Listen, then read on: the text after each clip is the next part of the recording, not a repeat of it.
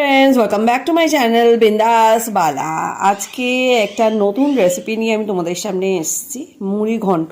যার জন্য আমি 3টে পেঁয়াজ এরকম ছোট ছোট করে কেটে নিয়েছি, 3টে টমেটো এরকম করে কেটে নিয়েছি, আর মিডিয়াম সাইজের 4টে আলু এরকম ডুমো ডুমো করে কেটে নিয়েছি। যেহেতু মুড়ি ঘন্ট বানাচ্ছি সেই জন্য দেখো, সুগন্ধি গোবিন্দভোগ চাল আমি এই কাপের হাফ কাপ নিয়ে নিয়েছি। গোবিন্দভোগ চালটা খুব বেশি ধোয়ার দরকার নেই, তাহলে ওর গন্ধটা চলে যায়। হালকা হাতে একটু ধুয়ে এরকম করে আমরা রেখে দেবো। আমার কাছে 3 পিস এরকম কাতলা মাছের মাথা ছিল, তো আমি এবার সেটাকে নুন আর হলুদ দিয়ে একটু ম্যারিনেট করে রেখেছি। এই দেখো, রান্নাটার টেস্টটা যাতে ভালো হয় তাই জন্য কিছু ভাজা মশলা আমরা বানিয়ে দেবো। আর ভাজা মশলাটার জন্য যা যা লাগবে সেইগুলো হচ্ছে, আমি এখানে 4টে শুকনো লঙ্কা দিয়ে দিলাম, তার সঙ্গে 4টে ছোট এলাচ দিয়ে দিচ্ছি, এর সাথে দিয়ে দেবো দারচিনি 4টে টুকরো,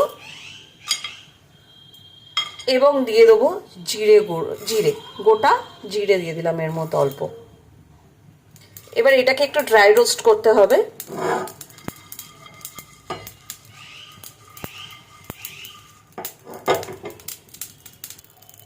এটা যখন এরকম ভালো করে ড্রাই রোস্ট হয়ে যাবে তখন এটাকে আমরা ভালো করে গুঁড়ো করে নেব। এই সময় আমি কড়াতে তেল দিয়ে দিয়েছি, তেলটা একটু গরম হয়ে গেলেই আমরা মাছের মাথাগুলো ভেজে নেব। তেলটা এবার গরম হয়ে গেছে, এবার মাছের মাথাগুলো একটা একটা করে দিয়ে দেবো। মাছগুলো যখন এরকম করে ভাজা হয়ে যাবে, সেই সেম ভাজা মাছের তেলে আমরা আলুগুলোও ভেজে নেব। মাছ ভাজার তেলে আমরা এই আলুটা দিয়ে দিলাম, এবার আলুটাও আমরা ভালো করে ভেজে নেব লাল লাল করে। আলুটা ভাজা হয়ে গেলে সেই একই তেলে আমরা পেঁয়াজটাও ভালো করে ভেজে নেব। দেখতে পাচ্ছি যে পেঁয়াজগুলো আমাদের পুরো ভাজা হয়ে গেছে, গোল্ডেন কালারও ধরে গেছে। ঠিক এই সময় আমরা দিয়ে দেবো আদা রসুন যেটা বাটাটা, সেটা আদা রসুন বাটাটা এর মধ্যে দিয়ে এটাকে একটুখানি আমরা কুক করব কিছুক্ষণ। আদা রসুন বাটাটা এর মধ্যে দিয়ে এই তোমার 40 সেকেন্ড টু 1 মিনিট মতো একটু ভাজলেই তুমি দেখবে যে এখানে যে আদা রসুনের যে কাঁচা গন্ধটা সেটা চলে গেছে। তারপরে আমরা আস্তে আস্তে এর মধ্যে অ্যাড করব মশলাগুলো। এবার আমরা আস্তে আস্তে এর মধ্যে মশলাগুলো দিয়ে দিচ্ছি। সবার প্রথমেই দিয়ে দেবো রঙের জন্যে, হালকা যাতে একটু হলুদ হলুদ রঙটা আসে তার জন্য হলুদ দিয়ে দিচ্ছি, হলুদ গুঁড়ো, অল্প লঙ্কা গুঁড়ো, জিরে গুঁড়ো, আর একটু দেবো জিরে গুঁড়ো, ধনে গুঁড়ো এবার দিয়ে দিচ্ছি যাতে ভালো কালার আসে। ওর জন্য একটু কাশ্মীরি লঙ্কার গুঁড়ো দিয়ে এটা খুব ভালো করে নাড়াচাড়া করতে হবে। আন্দাজ মতো নুনও দিয়ে দিলাম, এখানে স্বাদ মতো একটা নুন দিয়ে দিলাম। এই পর্যায়ে এতে 4টে কাঁচা লঙ্কা, চিড়ে রাখা কাঁচা লঙ্কাগুলো আমি দিয়ে দিলাম, আর কাটা টমেটোগুলো আমি এর মধ্যে দিয়ে দিচ্ছি। এবার একে একটু ভালো করে কষাতে হবে। খেয়াল রাখতে হবে টমেটোগুলো যেন খুব বেশি গলে না যায়। এরকম করে 2 মিনিট আমরা একটু কষিয়ে নেব। যেই দেখবো তেলটা ছেড়ে ছেড়ে আসছে, ঠিক এই পর্যায়ে আমাদের যে গোবিন্দভোগ চালটা আমরা ভিজিয়ে ধুয়ে রেখেছিলাম সেইটা এর মধ্যে দিয়ে দেবো। জল এখন দেবো না, ধুয়ে রাখা গোবিন্দভোগ চালটা আমরা মধ্যে দিয়ে দিলাম। এবার ভালো করে এটা আমরা 1 মিনিট পর্যন্ত ভালো করে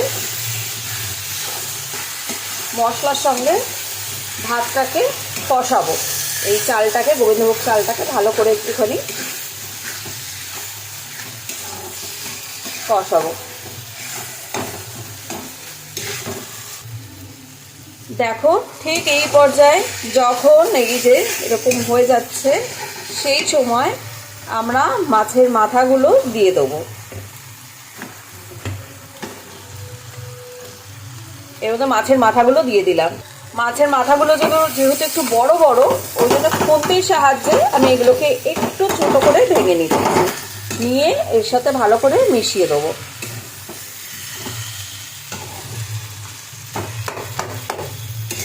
দেখো, দিয়ে আরও 1 মিনিট পর্যন্ত এটাকে আমরা ভালো করে কষতে থাকবো। এই সময় একটুখানি আঁচটা, আপনার যে গ্যাসের আঁচটা সেটা একটুখানি মিডিয়াম টু লো রাখবেন। ঠিক এই পর্যায়ে আমরা যে একটা মশলা বানিয়ে রেখেছিলাম, ভাজা মশলা, তার অল্প এখানে একটু ছড়িয়ে দেবেন। পুরোটা দেবেন না, পুরোটা এখন দেবেন না, অল্প এখানে ছড়িয়ে দেবেন। এই যে দিয়ে ভালো করে আমরা এটা একটু মিশিয়ে নিলাম। যখন দেখবো যে আমাদের ভালো করে একটা মিশে গেছে এবং একটা সুন্দর গন্ধ বেরোচ্ছে, সেই পর্যায়ে আমরা এই কাপের হাফ কাপ আমরা গোবিন্দভোগ চাল দিয়েছিলাম, তো আমি দেখুন পুরো ফুল মেজার করে 1 কাপ জল আমি এর মধ্যে দিয়ে দিচ্ছি। এই দেখো জলটা দিয়েছি, দিয়ে এবার আমরা এটা একটু ঢেকে দেবো। এই ঢাকনাটা দেওয়ার আগে আমরা যে আলুগুলো রেখেছিলাম, সেই আলুগুলো ভেজে রেখেছিলাম, সেই আলুগুলো আমরা এর মধ্যে দিয়ে দেবো। এটা ঢেকে রাখার পর 5 মিনিট আমরা এটা একটুখানি ঢেকে রেখে দেবো। ঢাকাটা খোলার পর যখন দেখবে ব্যাপারটা এরকম হয়ে আসছে, ঠিক সেই সময় যে আমরা গুঁড়ো মশলাটা করে রেখেছিলাম, ভাজা মশলাটা গুঁড়ো করে রেখেছিলাম, তার খানিকটা এর মধ্যে একটু ছড়িয়ে দেবে। এবং আমরা এখানে চিনি দিইনি, ঠিক আছে? কারণ কি, যদি আগে চিনিটা দিতাম তাহলে যে চালটা আছে, চালটা গলতে অসুবিধা হতো, সময় লাগতো আরো বেশি, আর ভাতটা এরকম ঝুরঝুরেও হতো না। তো এখন একটু আমরা চিনি দেবো। আমরা এর মধ্যে একটু চিনি দিয়ে দেবো অল্প করে।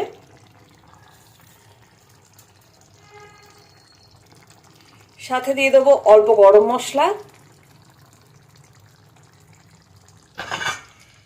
এবার একটু ঢাকা দিয়ে দেবো, ঢাকা দিয়ে 1 মিনিট মতো রাখবো।